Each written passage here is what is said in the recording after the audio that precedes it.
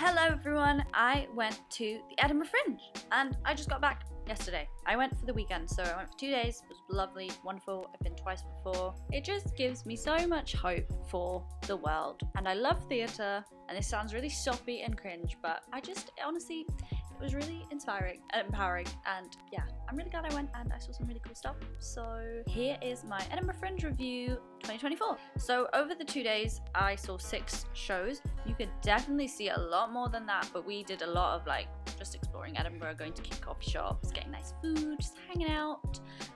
The first show we saw was Locomotive for Murder by Pinch Punch Improv. This was a murder mystery, but they get suggestions from the audience and then they make a murder mystery, and it's funny, it's chaotic. We literally just got a flyer for this on the mile and we were like, should we go see it? Sounds cool. Okay, let's go see it. And it was sold out. It has been sold out for the run so far. So yeah, so funny, so professional. Just, you can tell the actors have done this a lot and know what they're doing. They know how to work with each other. We genuinely thought about going back to see this show the second day we were in Edinburgh, because every show is a new show because it's improvised and it was that good. But we decided not to go again, but I probably would. Starting out very high with a 5 out of 5 on scale of things that I like. Also, I will link everyone in the description below if you want to check out their shows. The second show we saw was Dead Name by Dee Allen. This was an hour-long stand-up show by, you guessed it, Dee Allen. She was in the BBC New Comedy Awards and has been on Comedy Central. There was literally something for everyone in the show. Not for kids, but there's something everyone could relate to, bits of it.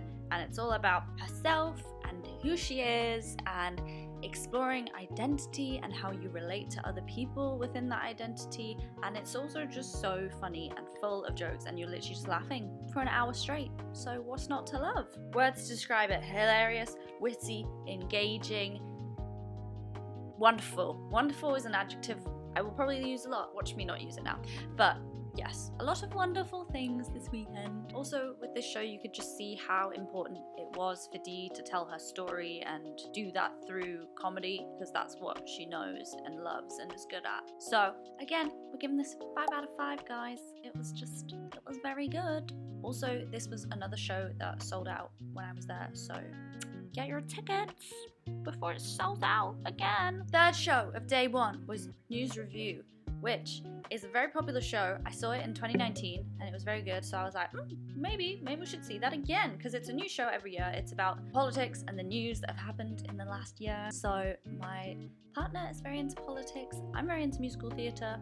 Perfect mismatch of the two. I thought, let's combine our interests, go and see it. The cast, fabulous. Singing and acting, fabulous. Choreography, it was okay. It wasn't super slick, but it's more of a sketch show, so that's fine. I just think I think the show in 2019 was so funny to me, and who I was in 2019, that I really wanted the same level this year. And it was really funny. There were really good moments, but just overall wasn't as funny as I recall. The caricatures and the acting were great, of politicians and well-known figures, really well done. There was a lot of blackouts, which as an ex-drama student I was told kind of lower the energy, and that did kind of happen because it was sketch, blackout, which it's a sketch show, that does happen, but it could have been some more flowiness. So yeah, lots of funny moments, great cast, 4 out of 5 from me. Okay everyone, we're on to day 2. So this was an interesting day. One of the shows we saw was the Improv Musical. Now, you may think, oh yes, I know that one. No, you don't, because it's improvised. No, I mean as in, this was not the professional cast of Showstoppers. This was, we were handed a flyer for it on the mile, kind of we did on the first day. We were like, let's just go see it. And it was a Uni Society one, which is not to say that Uni Societies don't do amazing stuff, but this was just not really up our street. I hate this. I don't want to critique people, but I'm reviewing the shows I saw. So yeah, it was very silly, which I love. The cast was so energetic and so just took everything on board that the audience suggested, just went with it. But it they had a tough audience, they didn't have great suggestions, and also it was not even that, it was the framework of the show for me didn't work, because they were given a character from the audience, they had to become that exact character. Whereas in the other improv show we saw, which Locomotive for Murder, they took bits and pieces from the audience so they could make a new character and use elements that they'd collected to play on their strengths and create a character. Whereas in this one, in the improv musical, they had to be that exact character that everyone has a picture of in their head. If you don't know that character well, if you don't feel comfortable in that role, it's gonna be really hard for you to play that role. So I just think the framework of the show gave too much power to the audience. Yeah.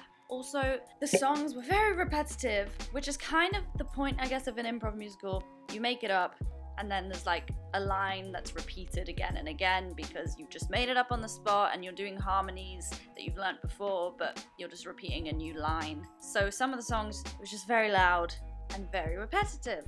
But the cast, they were lovely, they gave it their all. Shout out to the MC, is what I'm calling her. She was wonderful interacting with the audience. I think it would be a great show for kids. There was a lot of kids in the audience who were having a blast. But yeah, guys, I'm giving this 2 out of 5. I'm sorry, it just wasn't for me. That doesn't mean it won't be for someone else though. So, don't hate. Right, moving on, moving swiftly on. We've got another uni society. See, not all uni societies do bad things. I went to the Fringe in 2019 with the uni society and we sold out every show.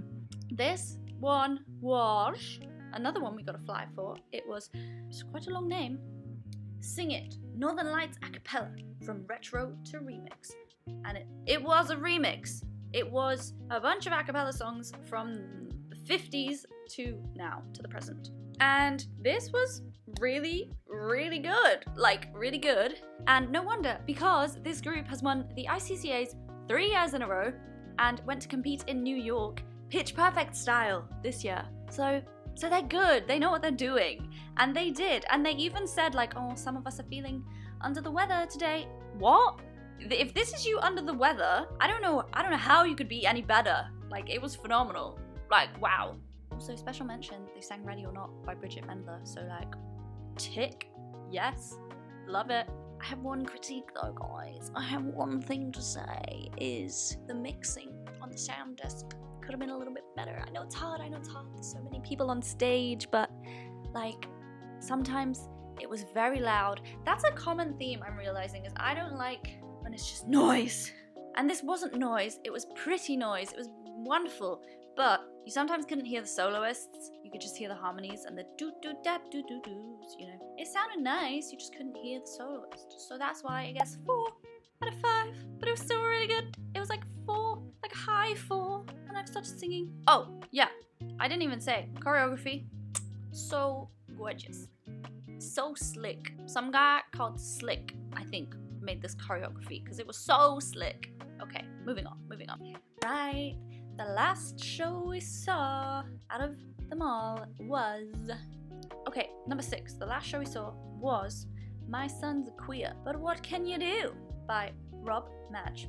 I hope that's how you say his name. So, I knew Rob Madge from his TikToks, where he shared some videos about doing a Disney parade or performing in his house, and it was very funny, very relatable as someone who loves theatre and would put on shows for her parents. It's me. This was so uplifting and beautiful and poignant and colourful and inspiring. So many adjectives, I know, but there's a lot to say. Going into it, I knew obviously about Rob and his home videos and kind of a bit about what he was about, but I wasn't really sure what the show was going to be, and it was basically about growing up as someone who is queer and discovering your identity and how that identity shapes your relationships with your parents and your family. And start of the show, very funny. I loved the staging. It was just like perfect use of the space, and Rob is so professional. He's so in tune with his body and his movements, knew all his cues, where he needed to be, which is really hard as a one-person show. So it started really funny, really nice, and I thought, oh, like, this is good, but is it gonna stay like this level the whole time? Like, I need a bit more.